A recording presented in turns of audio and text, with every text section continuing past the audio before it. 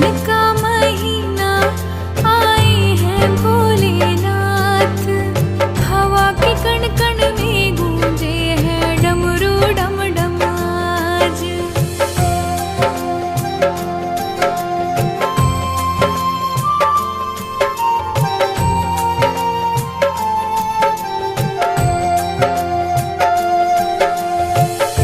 शिव ही है सत्य और शिव है